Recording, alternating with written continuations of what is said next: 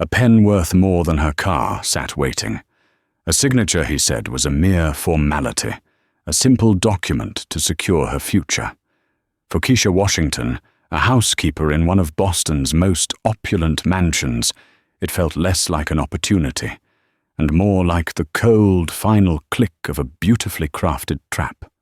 Her employer, the formidable billionaire Arthur Beaumont, watched her with eyes that held the placid glint of a predator assured of its prey. He believed she was just the help. He thought her hands skilled at polishing silver and scrubbing marble were incapable of turning the pages of his deceit. He was about to learn that the quietest people often have the sharpest minds. The Beaumont estate wasn't a house.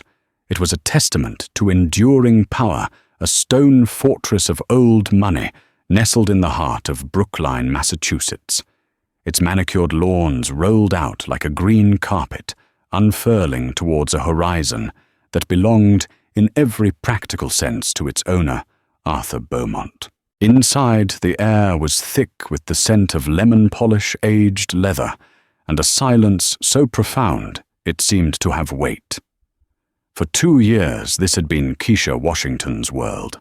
Every morning at 6, she would pass through the wrought-iron gates, her modest Honda, looking like a dinghy next to the family's fleet of Bentleys and Rolls-Royces. She was by all accounts an exemplary employee, punctual, meticulous, and virtually invisible. She dusted the portraits of Beaumont ancestors, their painted eyes following her with the same haughty indifference as their living descendant. She cleaned the rooms where deals worth millions were made, her presence no more noted than that of a grandfather clock in the corner. Arthur Beaumont was a man carved from granite and arrogance. In his late 60s, he moved with a deliberate, unnerving calm. His silver hair always perfectly coiffed his bespoke suits, never showing a single crease. He spoke in a low, modulated tone that dripped with condescension, a voice that could praise you and diminish you in the same sentence. He called her Keisha, always mispronouncing her name with a lazy imprecision that felt like a deliberate slight. Keisha, the crystal in the dining room, lacks its customary brilliance, he would murmur, not looking at her, but at the reflection of the chandelier in his polished mahogany desk. "Yes, Mr. Beaumont, I'll see to it immediately," she would reply, her voice even betraying none of the simmering frustration. What Mr. Beaumont didn't know, what he couldn't possibly conceive, was that the woman polishing his crystal had once been 3 semesters away from a Juris Doctor degree at Georgetown Law. Keisha Washington wasn't a housekeeper by choice. Her mother's sudden aggressive cancer diagnosis had shattered her world, forcing her to drop out of school and abandon a promising future to become a full-time caregiver. The medical bills had been catastrophic, wiping out their savings and plunging them into debt. After her mother's passing a year ago, Keisha was left with grief, a mountain of debt, and a resume gap that was impossible to explain to high-powered law firms. So she took the job at the Beaumont estate. It paid well, and the quiet, solitary work gave her time to think, to process her grief, and to plan her way back to the life that had been stolen from her. She saw the job as a temporary purgatory, a stepping stone. Mr. Beaumont, however, saw her as a permanent fixture. The dynamic between them was a silent, undeclared war. He would set little traps testing her. He'd leave a crisp $100 bill peeking from under a book, only to find it unmoved the next day. He would ask her complex questions about the financial news playing on the television, expecting a vacant stare, only to receive a concise, accurate summary. Each time, a flicker of something annoyance surprise would cross his face before being replaced by his usual mask of indifference. He was probing her, trying to confirm his own prejudice that she was simple, uneducated, and pliable. The day it all changed started like any other. Keisha was meticulously cleaning Mr. Beaumont's vast 2-story library, a cathedral of leather-bound books and dark wood. He rarely allowed anyone in unsupervised, but the regular butler, Mr. Peterson, was out for a minor medical procedure. Keisha was dusting a low shelf near his desk when her cloth snagged on a loose floorboard. Annoyed, she knelt to fix it. As she pressed the board back into place, she noticed a small, almost invisible latch on its side. Curiosity, a trait she usually suppressed within these walls, got the better of her. With a soft click, a section of the floorboard lifted, revealing a hidden compartment. Inside was a single aged leather portfolio. Her heart pounded. This was forbidden territory. She knew she should close it and walk away. But a strange compulsion, a feeling that this was important, made her reach inside. She pulled out a sheaf of papers. They were old-yellowed and filled with dense legal text. The heading read, "Codicil to the Last Will and Testament of Walter Beaumont." Walter Beaumont was Arthur's father, the patriarch who had quadrupled the family fortune. Keisha's eyes, trained by years of studying contract law, scanned the document with a speed and comprehension that would have stunned her employer. It was a handwritten amendment to the official will. It spoke of a profound regret, a moral debt to a woman named Lena, and it bequeathed a significant non-voting share of the Beaumont Global Enterprise, a share worth hundreds of millions today, to Lena's child. The name of the child was redacted with a thick line of black ink, but the intent was crystal clear. A floorboard creaked upstairs. Panic seized her. She shoved the papers back into the portfolio, secured it in the hidden compartment, and fixed the floorboard, just as she heard Mr. Beaumont's measured footsteps approaching the library entrance. She stood up, her heart a frantic drum against her ribs, and resumed her dusting her hands, trembling slightly. He entered the room and paused, his eyes sweeping over everything. It was a look she'd seen 1,000 times, the gaze of a king surveying his domain. For a terrifying second, she thought he knew. His eyes seemed to linger on the floor near his desk. But then he looked at her. "Ah, Keisha," he said, that smooth, oily voice sliding into the silence. "Just the person I wanted to see. I have something for you, a token of my appreciation for your diligent service." He gestured towards his desk. Lying there was a thick, professionally bound document with the Beaumont family crest embossed in gold on the cover. Next to it was a gleaming, gold-plated fountain pen. "It's a new employment contract," he said, a smile not quite reaching his cold, calculating eyes. "A significant raise, better benefits, a guarantee of employment for the next 10 years. All it requires is your signature. A mere formality, of course." Keisha looked from the contract to his face. She saw the smug certainty there. She thought of the hidden portfolio beneath the floorboards. Suddenly the generous offer didn't feel generous at all. It felt like a cage, and the door was swinging shut. He didn't know what she'd found. Or did he? Was this an incredible coincidence, or the most sinister of traps? The contract lay on the massive desk, like a verdict waiting to be read. The gold lettering of the Beaumont crest seemed to mock her, a symbol of a world so far removed from her own. Keisha's mind was a whirlwind, the discovery of the codicil clashing violently with the document now being pushed toward her. 10 years, Arthur Beaumont repeated, leaning back in his leather chair. The chair sighed under his weight, a sound of expensive comfort. "In this economy, that's a security most people can only dream of. I'm a generous man, Keisha. I believe in rewarding loyalty." His use of the word loyalty was a carefully chosen stiletto. It wasn't a question. It was a command. He was telling her that he owned her loyalty, that he had purchased it with a steady paycheck, and was now simply formalizing the terms of ownership. Keisha reached for the contract, her fingers surprisingly steady. The paper was heavy, creamy, and cool to the touch. "This is very generous, Mr. Beaumont," she said, her voice a carefully constructed mask of gratitude. "May I have some time to read it over?"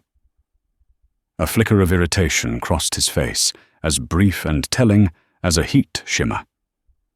"Read it." He chuckled a dry, dismissive sound. "It's all standard boilerplate. Positives, all positives. A 20% salary increase, effective immediately. Full health and dental. A retirement contribution. I had my legal team at Sullivan and Cromwell draft it. I assure you it's impeccable." He name-dropped the prestigious law firm as if it were a battering ram meant to demolish any thought she might have of questioning the document's integrity. Who was she, a simple housekeeper, to question the work of one of New York's most powerful legal teams? Still lettre. Keisha insisted gently, "It's a significant document. I'd feel more comfortable reading it first." He stared at her for a long moment, his eyes narrowing. The predator was reassessing its prey. Had it shown an unexpected sign of intelligence, he picked up the gold pen, turning it over in his fingers. "Very well," he said, his tone shifting from magnanimous benefactor to impatient overlord. "Take it with you, but I'll need it signed and returned by Friday. We're restructuring our household employment protocols at the end of the week. The offer is contingent on a prompt signature." He was creating a deadline manufacturing urgency. It was a classic negotiation tactic, one designed to force a hasty decision and prevent thorough review. Keisha recognized it instantly from her first-year contracts class. "Thank you, Mr. Beaumont. I'll have it back to you by Friday," she said, tucking the heavy document into a tote bag. As she walked out of the library, she felt his gaze on her back, cold and analytical. The weight of the contract in her bag was immense, far heavier than its physical pages. It felt like a bomb, and she had 3 days to figure out how to defuse it. That night, in her small, neat apartment in Jamaica Plain, a world away from the opulence of Brookline Keisha, turned her kitchen table into a war room. She brewed a strong pot of coffee, put on her old reading glasses, and opened the contract. The first few pages were exactly as he'd described. The salary increase was substantial. The benefits were comprehensive. It was on the surface an incredibly generous offer that would change her financial situation overnight. It would allow her to finally pay off the last of her mother's medical debt and start saving to re-enroll in law school. It was tempting. Dangerously tempting. But she remembered the words of her favorite law professor, Professor Albright. "The devil isn't in the details. He is the details. He hides in the sub-clauses and the definitions." Keisha pushed past the enticing clauses and started dissecting the miscellaneous section at the end of the document, the part most people skim over. Her breath caught in her throat. There it was. Tucked between a standard clause about arbitration and another about governing law was Section 11B, non-disclosure and non-disparagement. It was an NDA, but one of a scope and ferocity she had never seen before. It wasn't just about protecting trade secrets or confidential financial information. This NDA covered every aspect of the Beaumont family, past, present, and future. It prohibited her from discussing, in any medium, any and all information, observations, or opinions concerning Arthur Beaumont, his family members, his guests, his business dealings, his personal habits, his health, his history. The list went on for half a page. It was a vow of absolute and eternal silence. The penalty for breaching this clause was where the trap sprang. A violation, the contract stated, would result in immediate termination for cause and the forfeiture of all accrued benefits, salary, and retirement contributions. That was harsh, but not unheard of. The next sentence, however, made her blood run cold. Furthermore, she read aloud, her voice a whisper, The employee agrees to a liquidated damages penalty of $5 million, $5,100,000, for any breach perceived or actual of this clause. The determination of a breach shall be at the sole and absolute discretion of the employer. Sole and absolute discretion. He would be the judge, jury, and executioner. He could decide she had breached the contract for telling her best friend that he preferred Earl Grey tea, and she would owe him $5 million. It was an instrument of total control, a financial guillotine he could drop at any time for any reason. But the true genius of its wickedness was in the final subclause, 11b. It was a masterpiece of malicious legal crafting.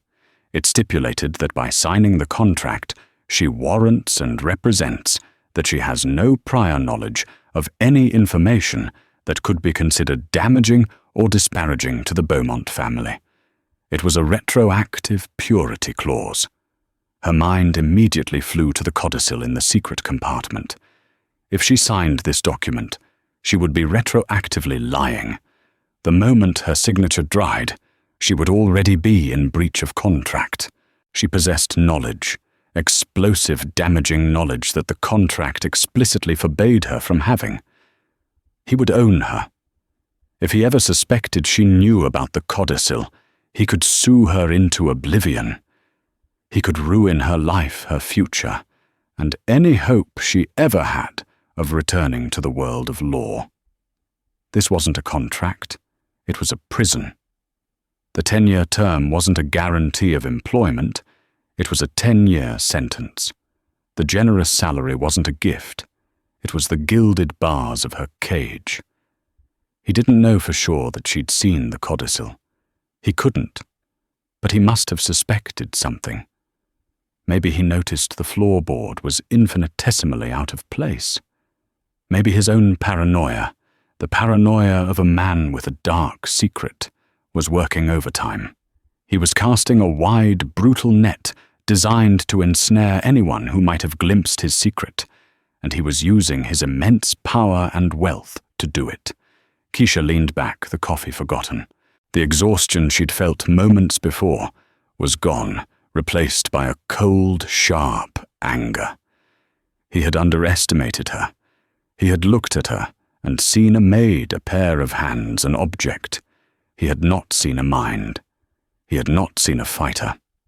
She picked up her phone and scrolled through her contacts until she found a name she hadn't dialed in over 3 years.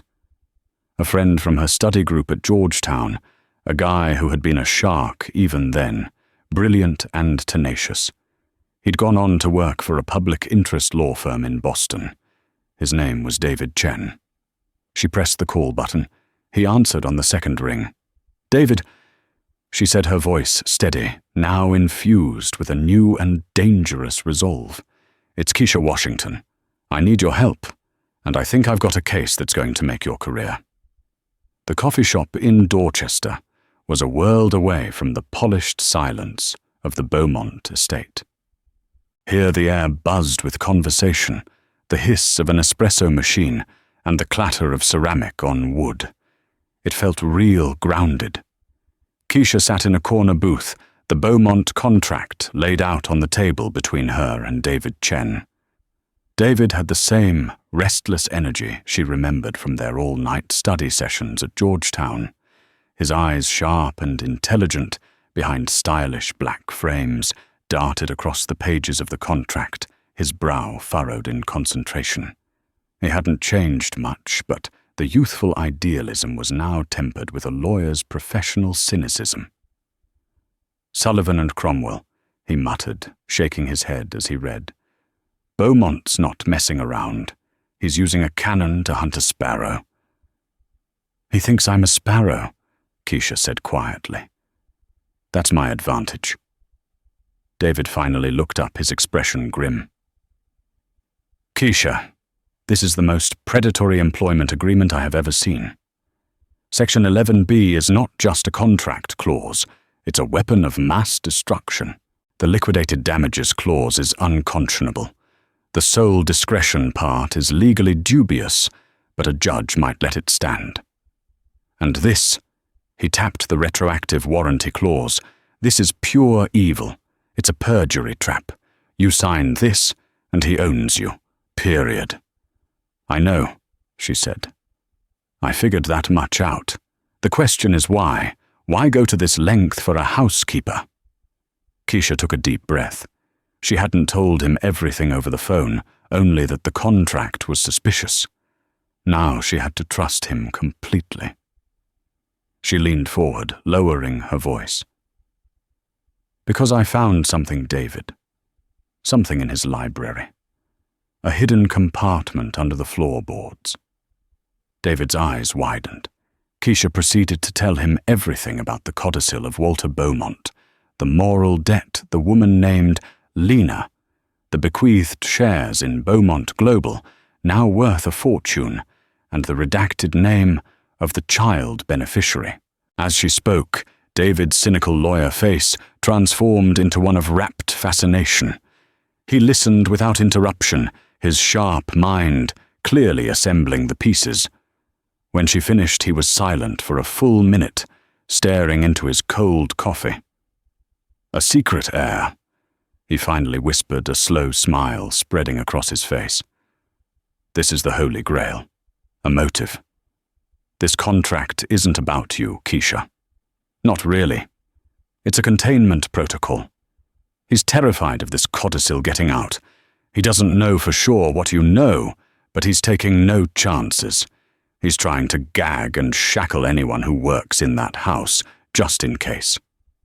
So what do we do? Keisha asked. If I refuse to sign, he'll fire me. If I sign, I walk into his trap. We don't play his game, David said, his energy returning, his eyes gleaming with intellectual fire. We change the board. He thinks he's playing chess with a pawn. We need to show him he's up against another queen. For the next 2 hours they mapped out a strategy. It was a delicate high-stakes plan that required nerves of steel and impeccable timing. Phase 1 was information gathering. We need proof, David stated. Your testimony about the codicil is powerful, but a photograph would be ironclad. Is there any way you can get back to it? Keisha thought about the estate's security, the cameras, the ever-watchful presence of Mr. Beaumont. It's risky, but Mr. Peterson, the butler, is still on medical leave until Thursday. Beaumont trusts me to clean the library. I might have a window of opportunity tomorrow morning.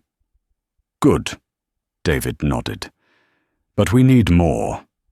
We need to understand the why behind the what. Who was Lena? Who is this secret heir?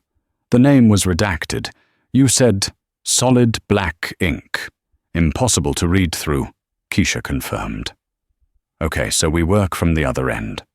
Lena, it's not a common name for that generation. Walter Beaumont would have been in his prime, in the 1960s and 70s. We need to dig into his past. See if we can find any mention of a Lena connected to him. Old news articles, social registers, anything. This was David's battlefield. He was a master of digital forensics and deep-dive research. While Keisha executed the dangerous part of the plan inside the lion's den, he would attack from the outside. Phase 2 was building leverage.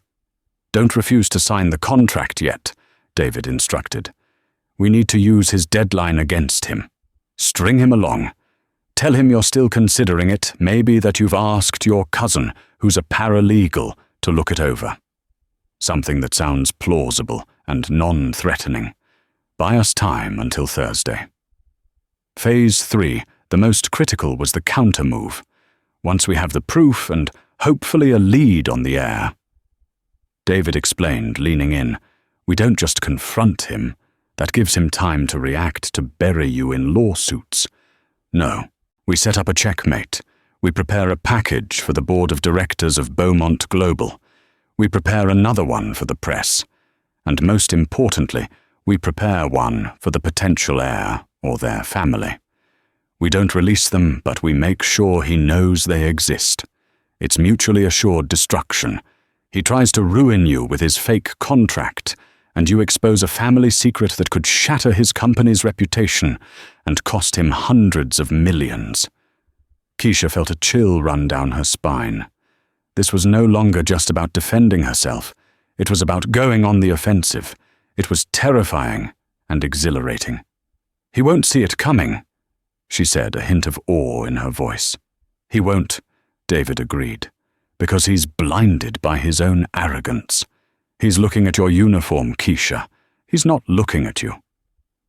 The next morning, Keisha's hands were clammy as she pushed the cleaning cart toward the library. Every camera felt like an eye boring into her. She forced herself to breathe, to move, with the same unhurried, unobtrusive rhythm as always. She began her routine, dusting the shelves, polishing the brass fittings, her ears strained for any sound of Mr. Beaumont. The house was quiet. He was on a conference call in his home office at the other end of the mansion.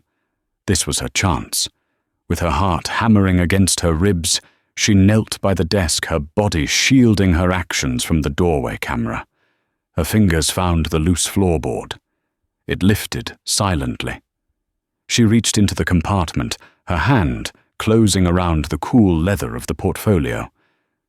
She pulled out her phone, her thumb shaking as she unlocked it. She quickly and silently photographed every single page of the codicil, ensuring the text was sharp and legible. She paid special attention to Walter Beaumont's signature and the date. Then she photographed the redacted line, just in case a forensics expert could somehow uncover what was beneath the ink. She placed the documents back exactly as she had found them, closed the compartment, and secured the floorboard. As she stood up, wiping her sweaty palms on her apron, she felt a change in herself. She was no longer just an employee or a victim. She was a strategist. She had the evidence. She sent the encrypted photos to David with a simple message, Phase 1 complete. His reply came a minute later. "Excellent. I may have something on Lena. Stand by." The game had begun, and for the first time in a long time, Keisha Washington felt like she wasn't just playing to survive. She was playing to win. With the photographs of the codicil secured, the investigation pivoted to David Chen's domain, the sprawling, chaotic world of digital archives and public records. From his cramped office, surrounded by stacks of legal books and fueled by lukewarm coffee, David launched a full-scale assault on the history of the Beaumont family. He started with a wide net searching for any connection between Walter Beaumont and the name Lena between 1960 and 1980. The initial results were a flood of irrelevant data, but David was patient, a digital archaeologist sifting through layers of digital dust. He refined his search, adding terms like employee, assistant, and foundation. After hours of fruitless searching, he got his first hit. It wasn't a major newspaper article, but a small grainy photo in the online archives of the Boston Globe. The photo was from a 1972 charity gala for the Boston Children's Hospital, an event chaired by Walter Beaumont. In the background, standing just behind Walter's shoulder, was a strikingly beautiful young black woman in a simple but elegant dress. The caption listed the main attendees, but at the very end, it mentioned the event's coordinator, Ms. Lena Roberts. David felt a jolt of adrenaline. He immediately started a new search, this time for Lena Roberts. The results were sparse. She was a ghost. There were no society pages, mentions, no marriage announcements. It was as if she had existed only in the orbit of the Beaumont family and then vanished. He dug deeper, cross-referencing hospital records and public service directories from the era. He found a Lena Roberts who had worked as an administrative director for the Beaumont Charitable Foundation for 4 years, from 1970 to 1974. Her employment had terminated abruptly. There was no record of her afterward. "People don't just disappear," David muttered to his computer screen. He shifted his focus to public records, birth certificates, death certificates, property deeds. He ran a search for any children born to Alina Roberts in Massachusetts between 1974 and 1976, and then he found it. A birth certificate filed in Suffolk County in May 1975. The mother's name was Lena Roberts. The father's name was listed as unknown. The child's name was James Roberts. David's heart hammered in his chest. This had to be it. He quickly ran a search for James Roberts, born on that date. The trail was cold for years until a James Roberts with the correct birth date enlisted in the U.S. Army at the age of 18. David pulled up the military records he could access. Sergeant James Roberts had served 2 tours in Iraq, earning a Bronze Star for valor. He had been honorably discharged and was now a firefighter with the Boston Fire Department, stationed at a firehouse less than 5 miles from where David was sitting. The secret heir to a portion of the Beaumont fortune wasn't a jet-setting socialite. He was a local hero, a public servant, who likely had no idea about his true parentage or the inheritance that was rightfully his. Meanwhile, back at the estate, Keisha was playing her part, a masterful performance of unassuming obedience. When Mr. Beaumont saw her in the hallway, he stopped her. "The contract, Keisha," he said, his voice laced with impatience. "It's Thursday. I need your signature." Keisha looked at him with an expression of mild confusion and apology she had practiced in the mirror. "Oh, I'm so sorry, Mr. Beaumont. My cousin, he's a paralegal in Springfield. He had a few questions. He said he'd get back to me this evening. I should be able to sign it first thing in the morning." She had created a fictional cousin, a buffer, to absorb Beaumont's impatience. It was a plausible delay, painting her not as suspicious, but as slightly dim-witted and reliant on others for important decisions, exactly the image he had of her. Beaumont's jaw tightened almost imperceptibly. "See that you do," he clipped before turning and walking away. The pressure was mounting. He was getting anxious. He wanted his trap sealed. That afternoon, another piece of the puzzle fell into place, this time from an unexpected source. Mr. Peterson, the long-time butler, returned to work. He looked pale, but his posture was as ramrod straight as ever. Keisha found him in the staff kitchen, slowly sipping a cup of tea. "It's good to have you back, Mr. Peterson," she said warmly. "Thank you, Keisha," he replied, his voice a little frail. He had always been kind to her, a gentleman of the old school, who treated all staff with a quiet dignity that stood in stark contrast to his employer's arrogance. Keisha decided to take a calculated risk. "Mr. Beaumont seems on edge lately," she commented casually as she wiped down a counter. "He's had me cleaning the library top to bottom." Peterson's eyes clouded over with a memory. "The library?" He sighed. That was always his father's sanctuary, and his father's greatest source of shame. Keisha's breath caught. She kept her movement steady, her focus on the counter. Shame. The old butler seemed to wrestle with a long-held loyalty. "Mr. Beaumont would have my head for this," he murmured more to himself than to her. He looked at Keisha, at her kind, trustworthy face. Perhaps his recent brush with his own mortality made him reflective. Walter, the old man. He was a brilliant man, but a complicated one. He had a great love in his life, a woman who worked for the family foundation. Lena. Keisha's heart leapt. She kept her expression neutral, a blank canvas of polite interest. She was a wonderful woman. Peterson continued his gaze distant, intelligent, dignified, way ahead of her time. He loved her deeply, but he was a coward. He was already married to Arthur's mother, a woman of society and status. He could never bring himself to leave her to face the scandal, so he broke Lena's heart. She left, and he was never the same. He tried to make amends, I think. secretly. But Arthur found out after his father died. He has spent his entire life trying to erase her, to erase any claim she or her family might have. The final piece clicked into place. Arthur wasn't just protecting a financial secret. He was protecting his family's pristine, curated legacy from what he saw as a stain. He was burying his father's greatest love and the existence of his own half-brother. The cruelty of the contract suddenly made perfect, sickening sense. It was designed to silence anyone who might uncover the truth he had worked so hard to bury.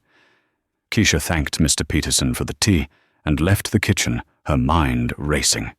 She immediately texted David. "I have confirmation. Her name was Lena Roberts. Peterson the butler just told me the whole story. Arthur knows everything. He's been hiding it for years."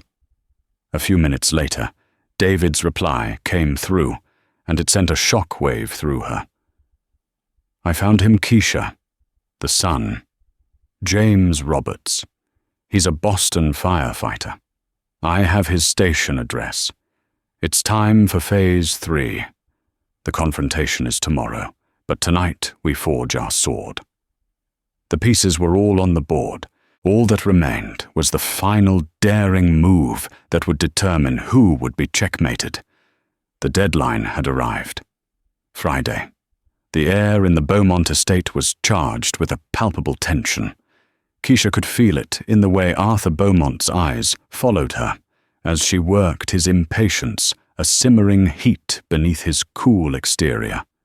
He expected her to walk into his study, head bowed, and sign his contract of enslavement. He had no idea she was about to detonate a carefully constructed bomb under his entire world. The night before had been a whirlwind of preparation. Keisha had met David at his office, which, despite its humble size, had become their campaign headquarters. The evidence was laid out on his desk like pieces of a complex weapon. First, there was the contract itself, Arthur's weapon, now to be turned against him. Second, there were the crystal-clear photographs of the codicil, a ghost's claim reaching from the grave. Third, there was the file David had compiled on Lena and James Roberts. It included Lena's employment records from the Beaumont Foundation, James's birth certificate, his decorated military service record, and a recent photo of him in his firefighter's uniform, shaking hands with the mayor after a daring rescue. He had his mother's kind eyes, but a strong jawline that was strikingly similar to photos of a young Walter Beaumont. He was the living, breathing embodiment of the secret Arthur had tried to bury. "This is our sword," David had said, tapping the folder. "James Roberts. He's not just a claim, he's a hero. The press would have a field day with this. Billionaire scion denies inheritance to firefighter war hero." Beaumont's reputation would be shredded. Their plan was meticulous. David had drafted 3 separate packages. The first was a formal letter to the board of directors of Beaumont Global. It was written in dry, precise legalese, outlining the existence of a valid codicil that affected the company's share distribution.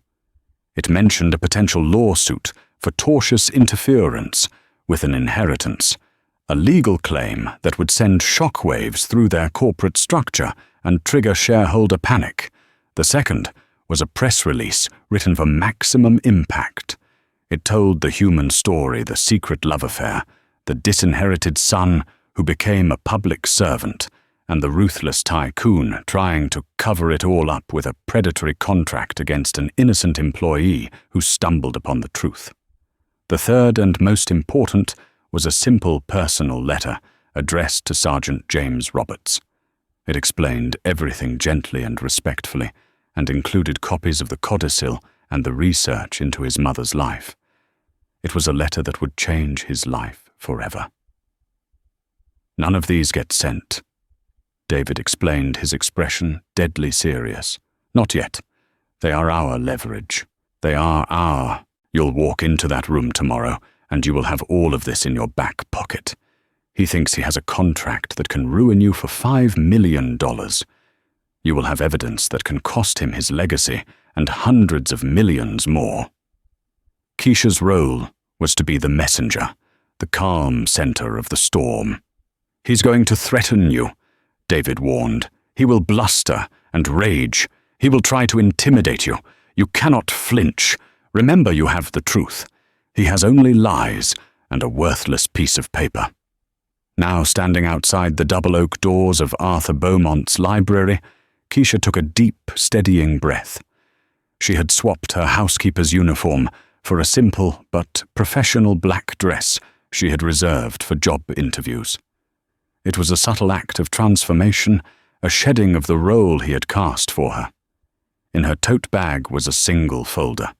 It did not contain the signed contract. She knocked twice. "Enter!" His voice boomed from within. She opened the door and walked in. He was standing by the window looking out over his perfect gardens. He turned a smug, triumphant smile on his face when he saw her. He gestured to the polished desk where the golden pen sat, as if on an altar. "Ah, Keisha, right on time," he said, his voice dripping with condescension. "I trust your cousin found everything to his satisfaction." He found it very illuminating. Keisha replied, her voice even and clear. She did not approach the desk.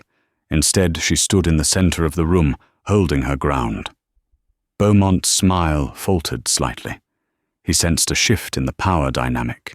He had expected supplication, not this quiet confidence. "Well then," he said, gesturing again toward the contract. "Let's conclude this formality."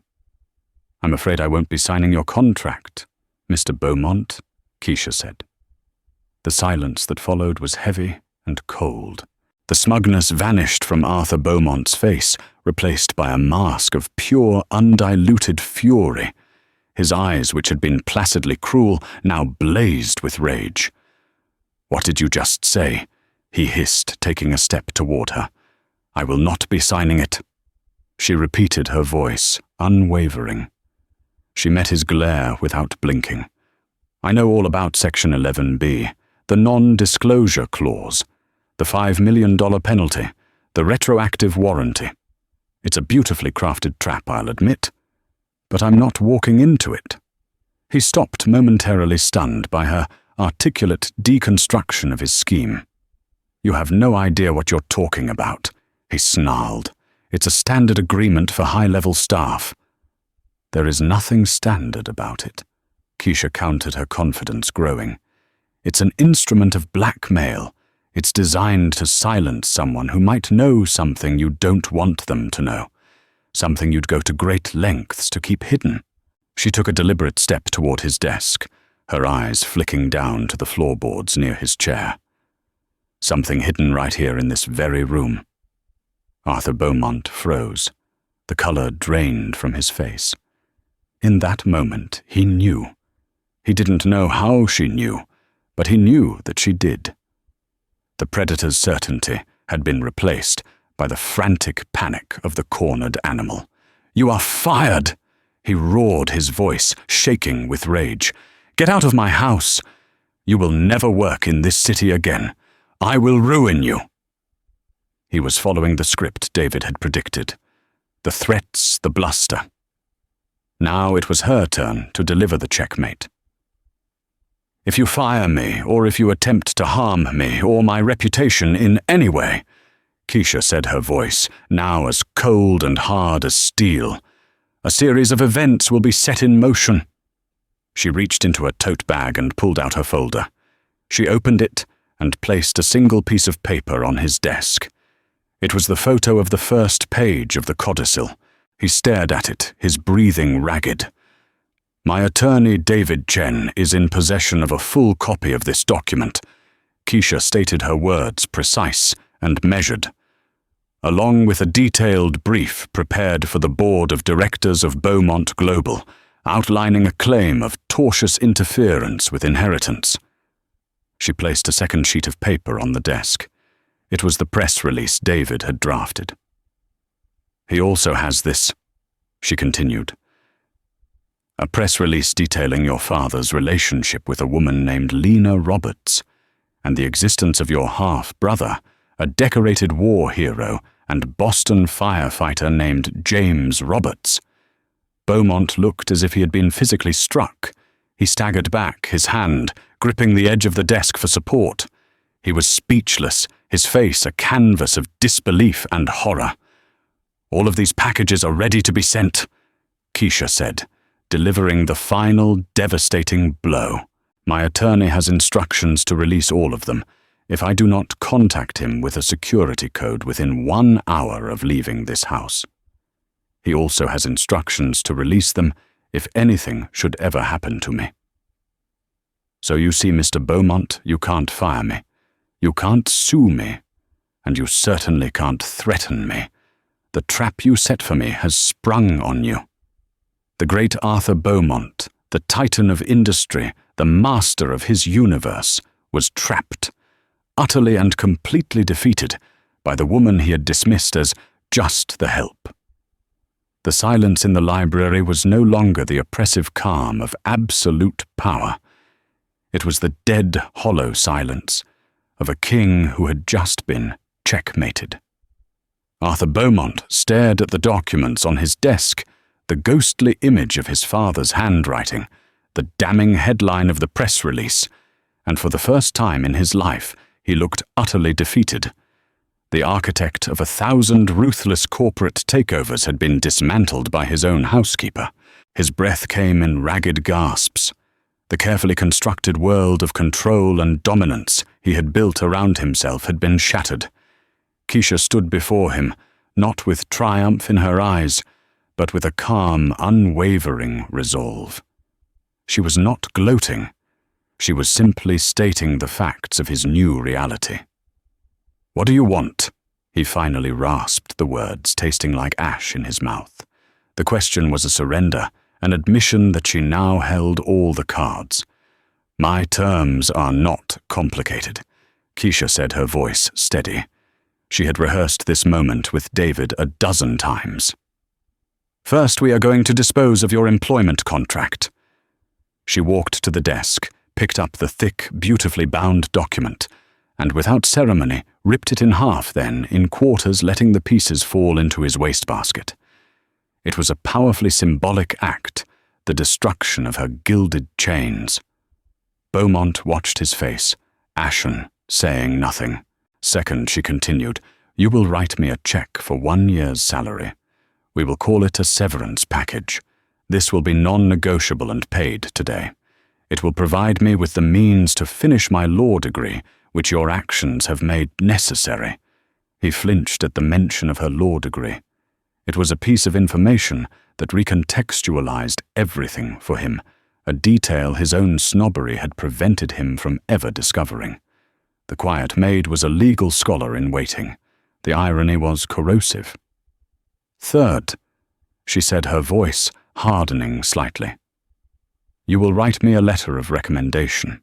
It will speak of my diligence, my integrity, and my professionalism. It will not be condescending. It will be glowing. You will sign it, and Mr. Peterson will witness your signature." This was in some ways the most humiliating demand. He would be forced to endorse the character of the woman who had just brought him to his knees. And finally, and this is the most important term, "Mr. Beaumont," she said, leaning forward slightly, her eyes locking onto his. "You will not destroy that codicil. You will contact James Roberts. You will introduce yourself to your brother, and you will give him what your father wanted him to have. You will right a 50-year-old wrong. You will not try to buy him off with a fraction of what he is owed. You will follow the letter and spirit of your father's final wish. My attorney will retain a copy of the codicil, and if we find you have not made a good faith effort to fulfill your father's wishes within 6 months, the consequences we discussed will still apply." She was not just demanding her own freedom and compensation. She was demanding justice for a ghost and a future for a man she had never met. It was a move of such breathtaking audacity and moral clarity that it left Beaumont utterly speechless. She wasn't just outsmarting him. She was forcing him to be a better man than he was. He sank into his leather chair, the fight completely gone out of him. He looked old, frail, and small amidst the grandeur of his library. The power he had wielded his entire life was useless against the simple, unassailable power of the truth. "Get Peterson," he said, his voice a hoarse whisper. Keisha went to the door and asked the butler, who was waiting nervously in the hall, to step inside. The old man's eyes took in the scene, the ripped contract in the bin, his employer's shattered demeanor, Keisha's quiet command of the room, and he understood immediately that the world had been turned on its head. Without another word, Arthur Beaumont opened his checkbook. His hand trembled as he wrote out the check for a sum that would change Keisha's life. Then he took a sheet of his personal embossed letterhead and began to write. He wrote of Keisha's unparalleled integrity, her sharp mind, and her quiet dignity. Every word seemed to be dragged from him, a painful extraction of his pride. When he was done, he pushed it across the desk. "Sign here as a witness, Peterson," he mumbled. Mr. Peterson, with a look of profound, quiet respect for Keisha, signed his name. Keisha took the check and the letter and placed them in her folder. She looked at Arthur Beaumont one last time, a shrunken figure in his expensive suit. She felt no pity, but no malice either, only a sense of grim satisfaction that justice in this room on this day had been served. "1 hour, Mr. Beaumont," she said, her voice clear and final. "Don't forget to make the call." She turned and walked out of the library past Mr. Peterson, who gave her a small, respectful nod. She walked through the grand marble foyer, her footsteps echoing in the silence. She walked out the massive front door and into the sunlight, leaving the dark, opulent prison behind her for good. As she got into her modest Honda and drove away from the estate, she did not look back. She pulled over a few blocks away, took out her phone, and dialed David. "It's done," she said, a tremor of emotion finally entering her voice.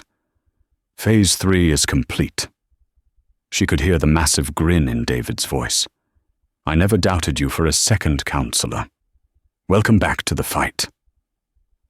Keisha ended the call and sat there for a moment, the check and the letter on the passenger seat beside her. They weren't just paper. They were her future, bought and paid for, not with submission, but with courage. He had tried to trick her with a fake contract, a web of lies and legal traps. But she had outsmarted him instantly because she had seen him for what he was. And more importantly, she had never forgotten who she was. 6 months later, the crisp autumn air of Boston felt like freedom. Keisha Washington sat in the cavernous main reading room of the Boston Public Library, surrounded by books and the quiet hum of students studying. The late afternoon sun streamed through the high arched windows, illuminating the path she was now on. She was no longer Keisha the housekeeper. She was Ms. Washington, first-year law student at Boston College, back where she belonged. The severance from Arthur Beaumont had cleared her mother's final debts and covered her tuition with enough left over to live on without the crushing weight of financial anxiety. The letter of recommendation, stripped of its context, had been a powerful testament to her character in her school applications. She had turned the weapons of her oppressor into the tools of her own liberation. She and David Chen had become close friends and collaborators. His public interest firm was gaining a reputation for taking on tough cases and winning. Her story, which they kept confidential, had become a source of inspiration for him. They often met for coffee, poring over case law and dreaming of a future partnership, Chen and Washington attorneys at law. One crisp October afternoon, David met her at the library with a manila envelope in his hand. "Thought you'd want to see this," he said, sliding it across the table. Inside was a newspaper clipping from the Boston Globe's business section.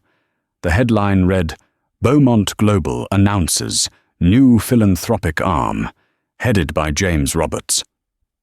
The article detailed a massive new initiative funded by a personal endowment from the Beaumont family to support veterans and the families of first responders. The program was to be led by the newly appointed Vice President of Philanthropy, James Roberts, a former Army sergeant and Boston firefighter. The article included a picture of Arthur Beaumont and James Roberts shaking hands. Arthur looked strained, but James, a handsome man with a kind and determined face, looked directly at the camera with a sense of purpose. "He did it," Keisha whispered, a genuine smile spreading across her face. "Beaumont actually did it." "He didn't have much of a choice," David said wryly, "but from what I hear, it's been transformative. The story I got from my sources is that meeting his brother and learning about his mother's story broke something open in Beaumont. He's still a shark, but he's a shark with a conscience now, or at least a very good publicist." Keisha knew it was more complex than that. She had forced Arthur Beaumont to confront his father's legacy, not as a pristine inheritance to be protected, but as a complicated human story of love, regret, and responsibility. In doing so, she had given James Roberts a past, and Arthur Beaumont a chance at a different kind of future. She had not only freed herself, but had, in an unexpected way, freed them too. As for the Beaumont estate, Mr. Peterson had retired comfortably a month after Keisha left. He had sent her a short, handwritten note wishing her all the best and thanking her for her courage. She heard the house had a revolving door of new staff now. No one seemed to stay long under Mr. Beaumont's changed, but still exacting demeanor. The quiet, invisible housekeeper who saw everything was gone, and her absence had left a void that could not be filled. Keisha closed the folder. Her own story was just beginning.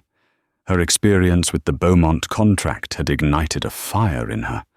She knew exactly what kind of lawyer she wanted to be, one who fought for the voiceless, who read the fine print on behalf of those who couldn't, who understood that justice was not always found in grand courtrooms, but often in the quiet, desperate battles waged over deceptive clauses and predatory agreements.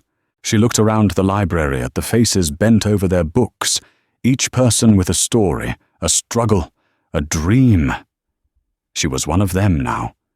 She had faced down a billionaire, and won not with threats or violence, but with intelligence, strategy, and an unshakable belief in her own worth.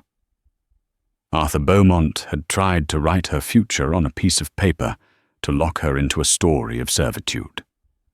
But she had taken his pen and written a new chapter for herself, one filled with promise, purpose, and the sweet, beautiful quiet of a life reclaimed. Keisha Washington's story is a powerful reminder that strength isn't always loud. It's in the quiet observation, the sharp intellect, and the courage to stand up to injustice, no matter how powerful the opponent. She proved that the most formidable weapon against arrogance and deceit is a mind that refuses to be underestimated. Her victory wasn't just for herself. It was for anyone who has ever been overlooked, dismissed, or made to feel small. She turned a trap into a launching pad for her dreams. If Keisha's story of quiet strength and brilliant strategy inspired you, please take a moment to hit the like button to show your support. Share this video with someone who needs a reminder of their own power. And for more incredible stories of wit and resilience triumphing over greed, make sure you subscribe to our channel and ring that notification bell. Let us know in the comments below what was the most satisfying moment of Keisha's victory for you.